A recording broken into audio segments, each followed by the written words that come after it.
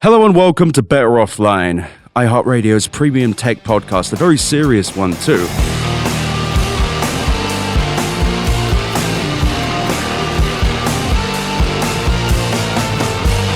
Better Offline. And after earnings failed to reassure investors about their concerns around generative AI's return on investment, Nvidia's stock has suffered a record $279 billion loss in one day's trading. It's truly crazy. And today we're talking about the most important story in Nvidia, which is, of course, Chief Executive Jensen Huang and his wonderful swag. This man knows how to dress, which can be rare in the tech industry. But I've brought in menswear expert Derek Guy to discuss it. Derek, thank you so much for joining me. Thanks so much for having me. So, Jensen looks good, but how would you describe his general aesthetic? You know, it's funny for a guy who is essentially ushering in what could be transformative change in the economy, possibly having effects in politics. Many fear that this is going to spark off a wave of unemployment and kind of a shift of growing inequality in the United States. He kind of dresses like an evil character. I think he's very stylish. But he kind of dresses a bit like an evil character because he does these kind of all black outfits with these, most of them look like to be cowhide, possibly goat hide, leather jackets, sometimes exotic leather jackets. But it's always this kind of very sleek, all black look that, you generally kind of associate with kind of ominous evilness. Yeah, and I always thought it was kind of more of a biker look, but what is he, do you think, even going for here? Do you think he's going for evil, or is he just trying to be a certain kind of cool? No, I think he's probably aiming to be a certain kind of cool, a biker kind of edgy character, and I think he pulls it off well. I think he's actually one of the few, I think there's a low bar for tech guys, but he actually, I think, clears the bar to be a pretty stylish figure. So tell me about these jackets. Have you looked into what kinds? I know you've talked about materials, but what is it about these cuts exactly? And these, do you know the brands at all? I don't know the brands. I suspect that they're custom made for him. They fall very well on him. So everything about a jacket, whether it's a tailored jacket or a parka or a leather jacket, everything hangs from the shoulders. And if the shoulders are not cut right, then it's just the jacket's not going to fit well. And his jackets fit very well in that essentially he gets a very nice kind of upside down V shape for the zippers, which demonstrates that the shoulders fit well and the cut is done intentionally to create that kind of a little bit more angular look.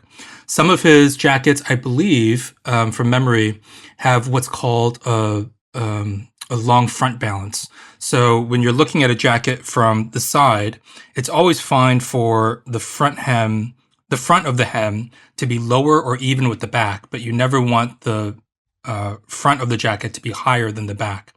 Generally speaking, I actually can't think of many exceptions to this rule, but his jackets are cut such that he gets very, very, on some of the jackets, not all of them, on some of the jackets, he gets very low front balance.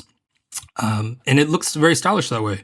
It's just a little bit more of a stylized look. It's clearly, I think he hired somebody to style him. His suits generally also fit very well. And my guess is that he just doesn't want to deal with different combination of outfits all the time. And this allows him to stick with a singular look and look pretty good in public life. Yeah, it kind of feels like an upgrade from Zuckerberg's whole hoodie situation. And I think a lot of people, and by the way, none of this podcast is an ethical evaluation of these people. This is aesthetic. But Zuckerberg, for example, was doing it very clearly because it was easy. And I think people underplay how much of that goes into the fashion of these tech entrepreneurs. Yeah, I think it's interesting to couch this in the history of kind of the impact the tech industry has had on fashion. Or men's fashion specifically. I mean, if you think of basically post-war era in the United States, the suit has been kind of declining since the 1960s and 70s. The suit became too tied with the establishment, and after kind of student war protests, freedom movements, and the Watergate scandal, people really did not want to be associated with the establishment. So after the Second World War, slowly people started to shed the suit and started to take on different types of casual wear, often casual wear that represented the working class. But I think there was a major shift starting in the 90s after the tech boom and the rise of Silicon Valley kind of billionaires, essentially.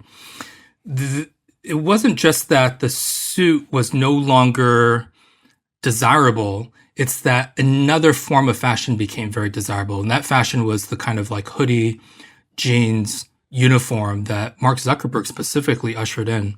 And it was desirable in the sense that it signaled a certain kind of new meritocracy to say that we don't hew to the kind of traditionalism of industries back east. We're in California shaking up the economy, and the only thing that matters is your skills. SBF basically adopted this kind of ethos. He looked pretty, he did not dress very well. And I think part of that was this act to say, I am so in the world of intellectual thought and coding, and I only care about meritocracy that I can't spare a single thought to how I dress. But in reality, this uniform, this hoodie and jeans uniform, especially in the tech industry, became its own kind of norm, such that it wasn't just that people didn't care about fashion. It's that dressing a certain way signaled that you were part of the group, part of the crowd. And now we see that the original people who ushered in that ethos are actually taking, I don't want to say, they're not, Mark Zuckerberg is not transforming his look, but at least since the fall of last year, he certainly has taken a slightly larger interest in his look, and he's transforming his look a little bit. He's looking a little bit more stylish. And I think that signals an actually significant change in how the tech industry thinks about fashion, and then also how that is impacting the larger cultural space. I didn't really think about it, but Zuckerberg, he's dressing like a man dressed up as a 90s rapper at times, but he seems to be paying more attention to the quality of clothes, at least. Like what he is wearing looks nicer, it hangs on him better, versus feeling like, and I admit before this call, I didn't really think about how performative the I'm not really trying look is, but it seems like he's trying now, and I wonder if that is trying to signal a shift in the industry, at least with him. I'm not really quite sure what is his deal. There have been multiple articles written about his style. For a while, it was rumored that all of his his gray t-shirts were from Cucinelli, and they bought them from Wilkes-Bashford in San Francisco. I can't remember the price of the t-shirts, but it was rumored that he was spending something like $1,000 or $2,000 on hoodies and like $700 on t-shirts. That was published again somewhere, and I want to say it was maybe The Cut. But afterwards, Mark Zuckerberg's team reached out to the writer to clarify, to say that he does not, in fact, buy all of his hoodies from Wilkes-Bashford, and that he did buy one once, but then just never did again. But he listed the names of where he gets his clothing, and they were pretty kind of, I would say, in the know brands. Not super fashionable, but relatively in the know. So he named Todd Snyder, Buck Mason, John Elliott, which is very in the know. I think some other brands that escape me at the moment. But these brands essentially are very rarely sold in just one store. So I thought he was working with a stylist. His team denies that he works with a stylist. But the difference of his clothes is that they are a little bit more in conversation with what's trending at the moment. So if you actually go to his Instagram page, I think his Instagram handle is Zuck, you'll see that starting in, let's say like October or November of last year, his wardrobe dramatically changed. So before he wore pretty kind of standard t-shirts, jeans, sometimes a sweatshirt, and the cut was pretty basic. The shoulder seam sat on his shoulder bone, like slim straight jeans. It's just a very, very basic kind of look. But then starting in October and November, you start to see the cuts change. He wore a drop shoulder seam. When he wore long sleeves, the sleeves would kind of stack a little bit around his wrist. What else was he wearing? he adopted a gold chain, which was recently written about, I think, in the Wall Street Journal and even Slate. And I think it just demonstrates a little bit more attention paid to the idea of a silhouette. And yeah, I think he looks better for it. So for our listeners and also me, define exactly what a silhouette is when you think of one as a person buying clothes. So there are two aspects when you're buying clothes. There's fit and there's silhouette. Fit is, I think, you should think of it in very narrow terms. So to give an example, when you are, let's say, buying a button-up shirt, if you can't button up the shirt, it doesn't fit. If you're buying a suit jacket and the collar lifts from your neck, even when you're not moving, it doesn't fit. If you are buying pants and you can't button the pants, they don't fit. Silhouette is slightly different. Silhouette is the idea that if you take away all of the details in the outfit and you were just to think of the outfit in terms of shapes, think of it as an outline, that is basically the silhouette of the garment. So in that sense, sometimes, when people see like pants that are very cropped, they say, oh, well, those don't fit. Well, not necessarily. Sometimes pants are designed to be very cropped, and that's part of the silhouette.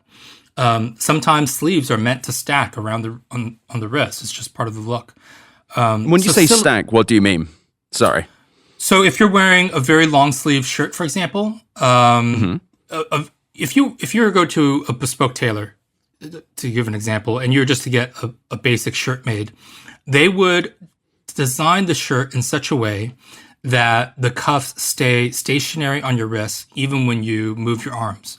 So that means that the sleeve length is a little bit longer than your actual arm. Otherwise, when you move your arms, the cuffs would ride up on you. However, some designers, such as John Elliott, I'm trying to think of some other. Bahrain is another designer that does this. Probably Rick Owens, I assume, because he does these very long drapey silhouettes. The sleeve is so long that essentially you get a lot of stacking. The material ends up stacking around your wrist. And it's just part of the look. It doesn't have to be that clothes fit only in one singular way. Silhouette allows you to think of an outfit in terms of shapes and take a little bit more creativity.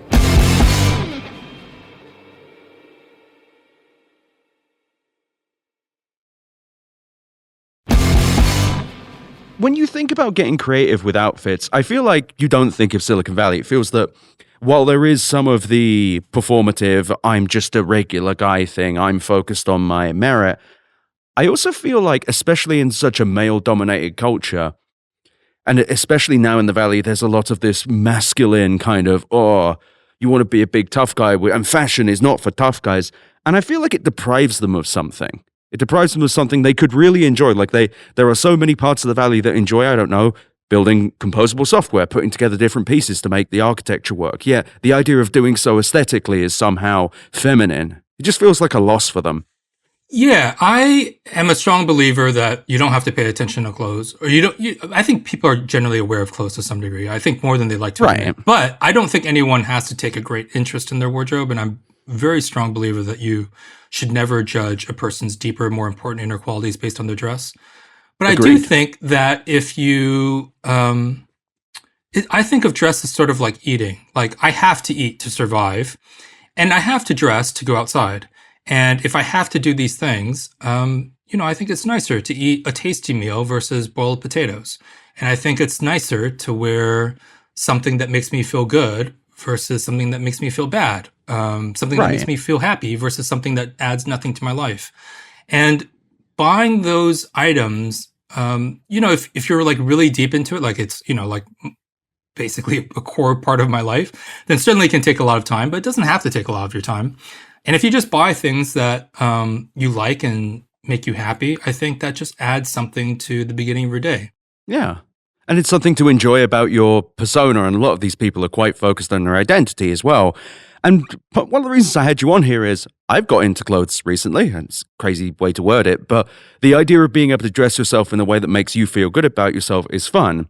And I think that societally, especially, well, definitely with men, there is this push away from it. But it also, I'm glad you mentioned what you did there. It isn't about necessarily putting a ton of attention in. It's feeling good about what you're wearing. And the only time I've really thought of this happening in the Valley at scale, are you familiar with American Giant hoodies? Yeah. So there was this weird long period, like a year or two, when everyone wanted one. They were like actually quite hard to get. They were these very heavy hoodies. And that was the only time I think there's been like a known aesthetic discussion in the Valley. And it's something I think everyone could enjoy. Yeah, I mean, a hoodie is a perfect example. I like Camber. American Giant also makes good hoodies. I'm not knocking them. Camber is another one that makes these very stout hoodies.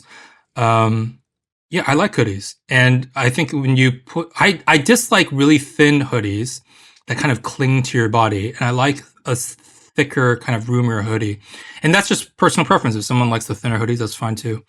I just think when you are paying attention to these things, I don't know. When you walk around, you feel a little bit better. When you see yourself in the mirror, you like how you look. You feel a little bit more confident.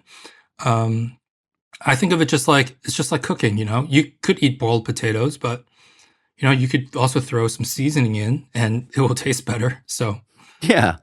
So actually, this is a good question. How can you dress like a hoodie, for example, and look fashionable and feel? Well, not fashionable is probably the wrong word. What's a good, fun way to dress with a hoodie, I guess is what I'm asking. So I sort of feel that when we talk about aesthetics in this sense, there is one aesthetic that most people agree looks good. And that tends to be aesthetics that are part of the hegemonic culture. So the suit, for example, most people, when they see a man in a suit, if the suit is assuming it's cut well and it, fits well and all of these things, they usually say, oh, that person looks good. Right. And it's sort of like how received pronunciation, even if you dislike the hegemonic kind of role that it plays, everyone recognizes that like, oh yeah, that's like the hegemonic, way of speaking, and it sounds good. Once you break out of whatever is hegemonic, then you get into all of these niche territories. And there are going to be a lot of people that don't like how something sounds or how something looks. And that's the same with, pronunciations of regional kind of dialects. So when I think of hoodies, I personally like when a hoodie leans into a very classic workwear look. So that's like raw denim jeans, olive fatigues. If you're wearing chinos, then I think it's better if it's the kind of like tougher, more rugged chino styled after the mid-19th century army chinos that were issued to U.S. vets versus the very kind of like business casual look. And then, like service boots, Blundstones. For a jacket, if the weather allows you to wear both a hoodie and a jacket, then trucker jackets, bombers, chore coats, like anything that seems rugged. Double knee Carhartt pants also go really well with hoodies. But again, recognizing that once you leave the world of hegemonic aesthetics and culture and all of these representations, there are a lot of people who say, oh, well, there's a lot of judgments about someone's class and respectability based on whether or not they are conforming to these notions, which I don't adhere to. But I think aesthetically, that kind of like rugged working class look with a hoodie looks really good. And there's nothing about a look like that has to be schlubby. And I think that's what people associate it with sometimes. True. Although I don't have a problem with looking schlubby. I think you can be schlubby and also be stylish. There are ways to wear sweatpants cool, though I've yet to work them out. And as far as Jensen's look goes, he is mostly just looks like jeans, leather jacket, and black shirt, right? Yeah, there are a couple of people who have adopted his look, and you can kind of do easy comparisons to see why his works better. So when you look at Jensen Huang, if you pull up photos of him, and you can also compare his look to Sequoia partner Sean McGuire. Sean McGuire wears actually pretty similar outfits. He wears black leather jackets, black tees, and black jeans. But his jackets just don't fit as nicely. They're a little bit baggier. They don't have like, it's fine for a leather jacket to be baggy, but his does not look baggy in an intentional, thoughtful way. It's just kind of like a limp jacket that hangs on him. And then when you look at Jensen Huang, there are very strong angular lines that just make him look better, for lack of a better word. And yeah, I think Jensen just happens, I assume, because of his immense wealth, I assume he just, hired a stylist to help him with this part of his life. When you look at early photos of him, he dressed as a typical kind of tech nerd, like polo shirts, chinos, jeans. It just didn't look very stylish. But in this way, he looks great. I will say that there was a moment, maybe like 10 years ago and still somewhat today, where you saw a woman in professional spaces ditching tailored jackets, meaning sport coats, suit jackets, blazers, and the like, and substituting them for black double riders. And this was right around the time that black double riders started to become a fashion trend. And what is a black double rider? A black double rider so there are two main types of motorcycle jackets. There is a style called the Cafe Racer. That's a single, I don't know if it's called a single-breasted, but you can think of it in terms of a single-breasted, as the zip enclosure goes up and down the center of the body, usually has a band collar, meant to fit very tight on the body.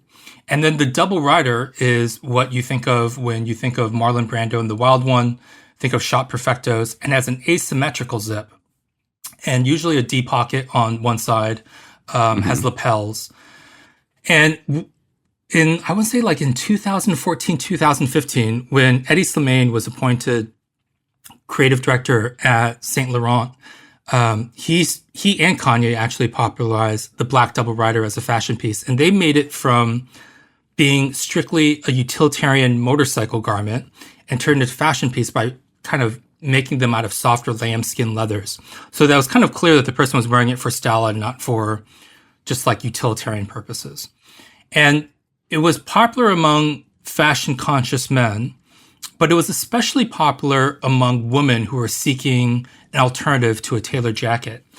And one of the interesting things is that for the period of, I want to say like maybe 2014, 2015 to maybe about 2019, 2020, figures like AOC, Cindy McCain, multiple CEOs that are women, the CEO of, if I remember correctly, Hewlett-Packard, I think maybe one of the American car companies, all of them started to wear double riders in somewhat like professional settings, like when they're doing television interviews. I think AOC may have even worn a double rider into Congress. And it was considered a form of professional dress. And I think it's interesting when I see Jensen wearing a leather jacket in this manner that communicates it doesn't communicate dangerous rebel. It communicates professionalism, put togetherness. I think it's interesting that it comes after that kind of moment where women made it somewhat normal in professional spaces. I wonder if part of it is also the silhouette. It's the fact it fits in the same way. Maybe, I mean, you're the expert here, but in the same way you say that kind of suits give you an air of respectability, in part because the fit is quite good, the silhouette's good. Maybe it's something like that, because he looks well put together. He doesn't look like he just got off a bike. Right. Mind. Yeah. No, I think he looks great. Of all of the tech people, high profile tech people that have tried to improve the look, I think he's the most successful. The other one that comes to mind is, I'm probably going to butcher his name, and I apologize if he happens to be listening, but Adam Mosseri, I believe he's the president of Instagram. Yes. He has an Instagram account under his last name, Mosseri. And you can see many of his looks there. His looks are a lot more, they're less edgy, a little bit more kind of, I don't want to call them basic, but I think they're more approachable for many guys. So instead of like a basic button-up shirt, he'll wear a camp collar. Instead of like the polos that you see at Lacoste, he wears polos with a skipper collar, which is, I think, a little bit more of a stylish collar. He often layers with a jacket. He also, like Mark Zuckerberg, wears a gold chain. And all of these kind of touches, I think, make him look a little bit better than most tech figures.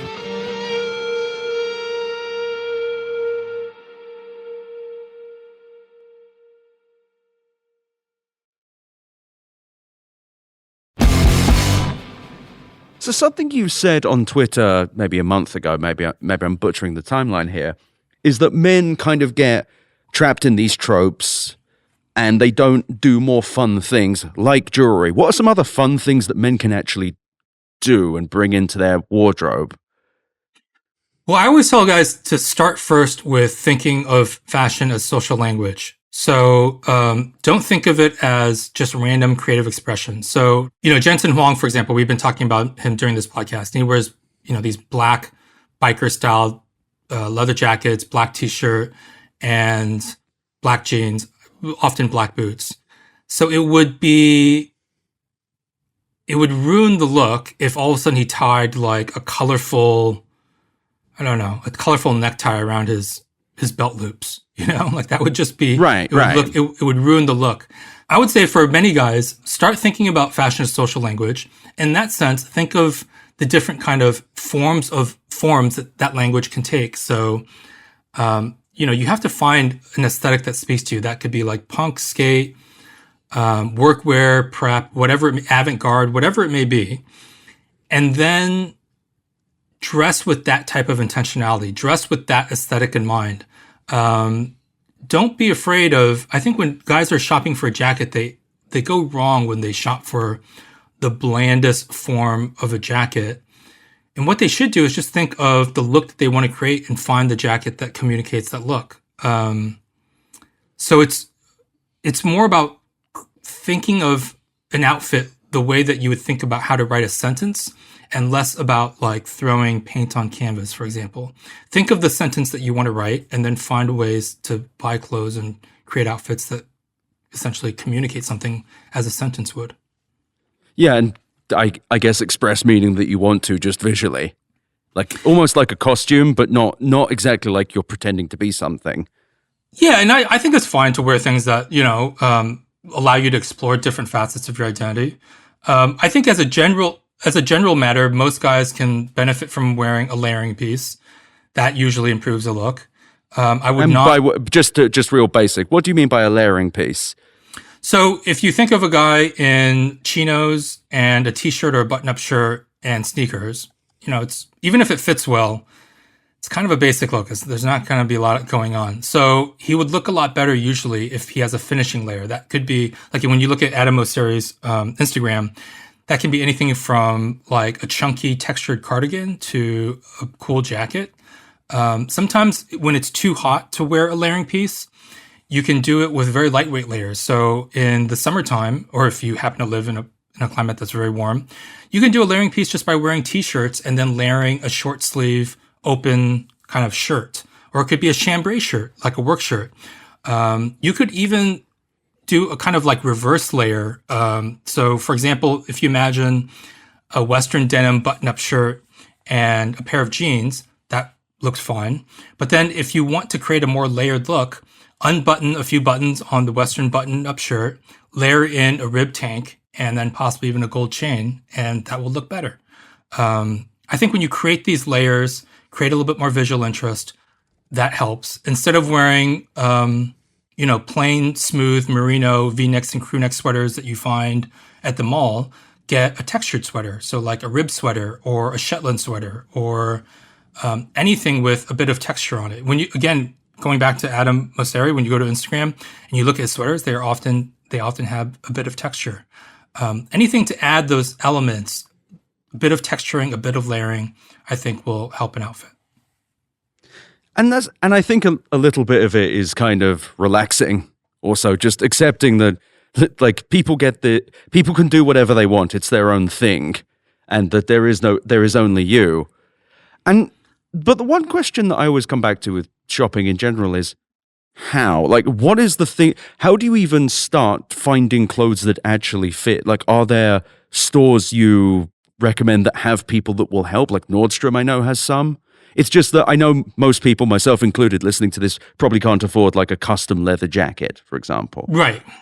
Again, it really comes back to the look that you want to create. If you decide I would start collecting photos of aesthetics that you like. And over time, themes will emerge. And let's say if, for example, you prefer a very kind of like preppy look, then maybe you go to J. Crew. If you have a little bit more money to spend, maybe you do Todd Snyder, although they're not really preppy. They're preppy adjacent, I suppose. I guess Americana is the vaguest term I can give it.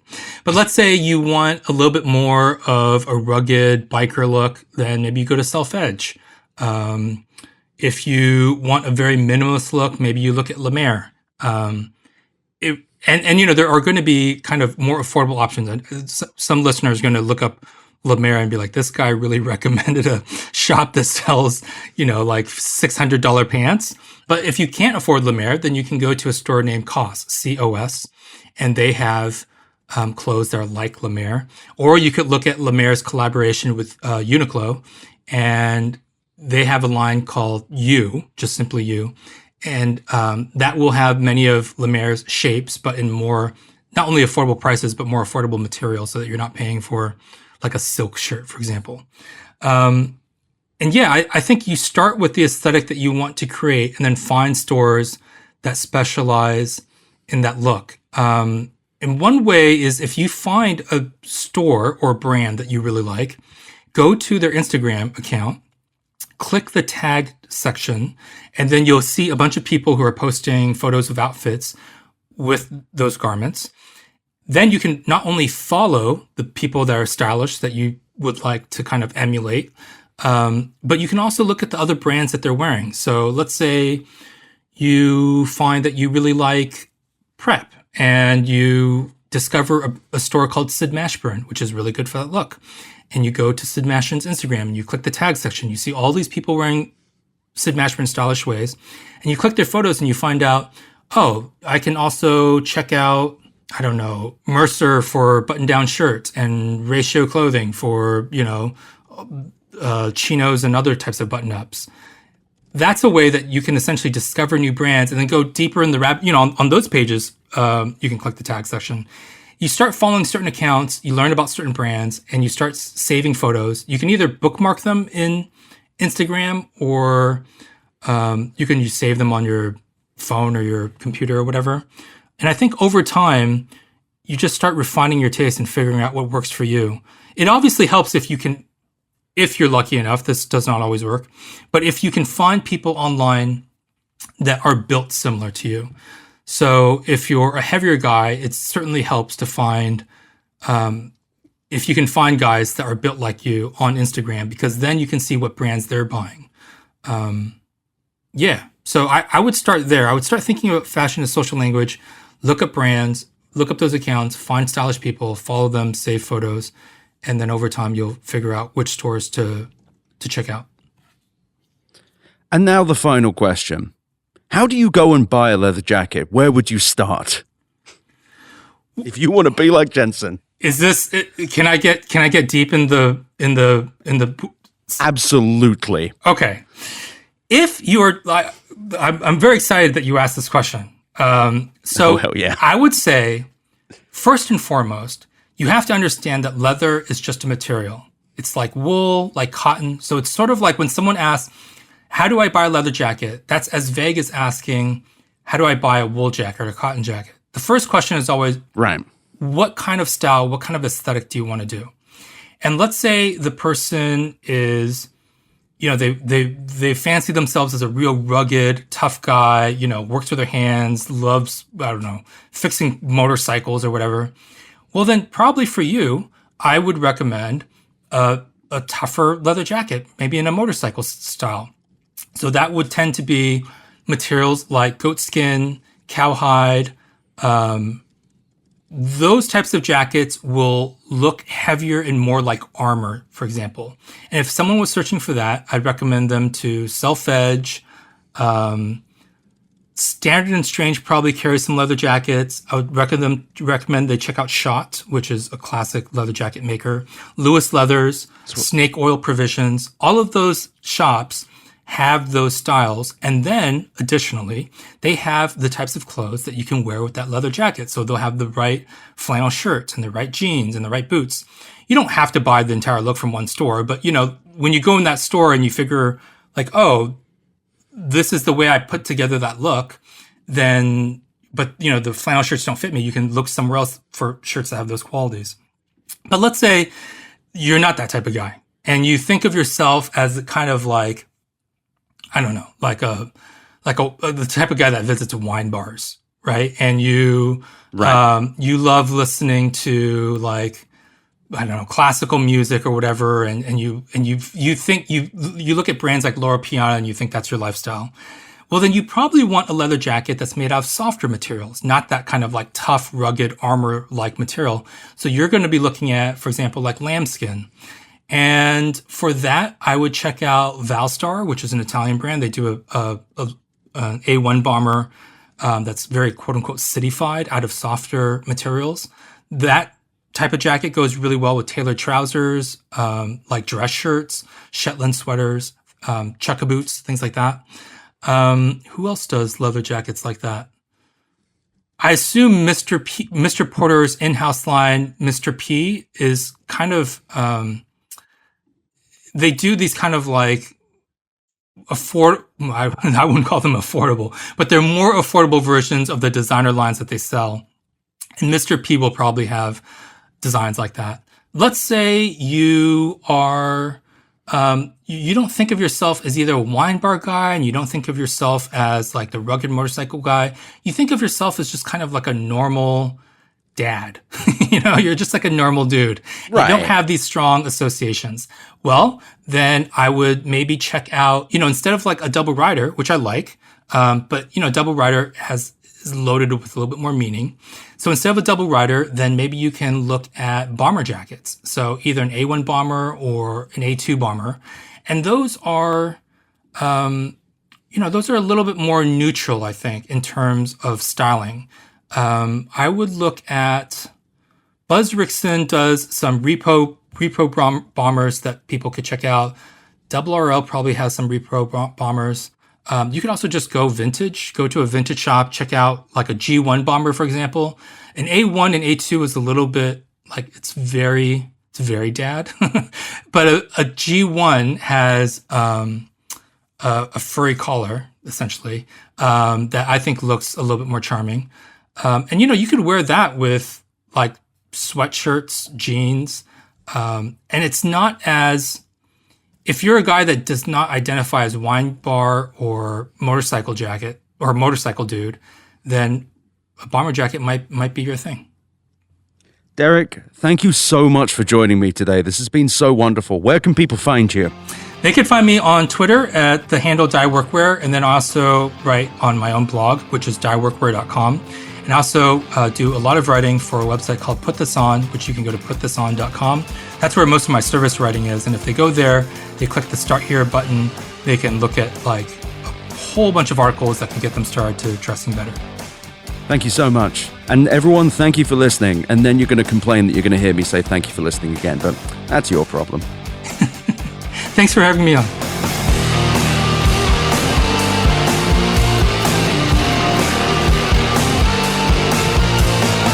Thank you for listening to Better Offline. The editor and composer of the Better Offline theme song is Matt Osowski. You can check out more of his music and audio projects at matosowski.com. MATTOSOWSKI.com. You can email me at easy@betteroffline.com or visit betteroffline.com to find more podcast links and, of course, my newsletter. I also really recommend you go to chat.wheresyoured.at to visit the Discord and go to r/betteroffline to check out our Reddit. Thank you so much for listening. Better Offline is a production of Cool Zone Media. For more from Cool Zone Media, visit our website, coolzonemedia.com, or check us out on the iHeart Radio app, Apple Podcasts, or wherever you get your podcasts.